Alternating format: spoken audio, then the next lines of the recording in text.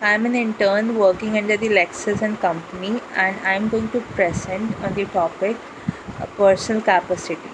Personal capacity is the ability of a person to sue or get sued by uh, the other party, and there are conditions regarding the suing of a party, and I'm going to discuss some of the parties such as convict or person under custody, alien enemy, husband and wife, corporation, trade union, unincorporated association, insolvent. Um, the first is convict and person under custody. So the Forfeiture Act of 1870 took away the convict's right to sue for an injury to itself or the property, or also the recovery of debt. It was taken away. But the Criminal Justice Act of 1948 restored the rights of the convicted person or even the imprisoned person, allowing him to allowing him to retain all the civil rights and sue for the wrongs to his person and property, like any other citizen. Then comes the alien enemy. It can be best described as if a country like our country India has an enemy country, enemy territory.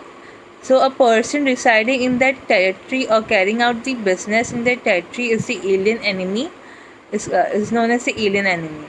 So an enemy alien cannot sue in his own right unless there is a peace between both the countries.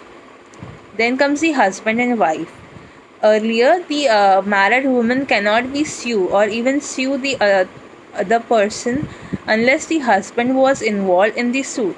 But the Women's Property Act brought up the reform that a married woman can be sued or sue under tort without joining of the husband. Corporation.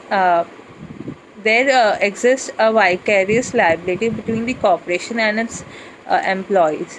So, if a employee or servant commits a tortious act under the course of regular employment, which is under the power of the corporation, the corporation can be sued. Also, the corporation can sue the employees or any other person for malicious presentation, libel, or incompetent management. Then comes the unincorporated association. The individual working under the unincorporated association have to be sued individually without the association name. Then comes the trade union. In trade union, if there is a registered trade union, the individuals or the employees can be sued in the name of trade union. The insolvent. Insolvent is a condition of financial distress in which a person or a business is under the debts and he is unable to pay the debts. So, the right of action against the property of the insolvent is passed on to the assignee or the receiver, which are the creditors, for their benefit.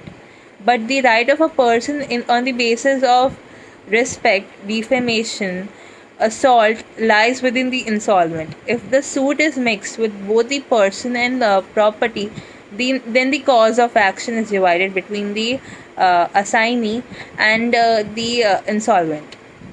Then comes the government and its officer. So the government of India can sue or can get sued by the third party under the name of Union of India, and the government can sue for the tortious act committed by the public officers in the course of employment, as it is a vicarious liability case.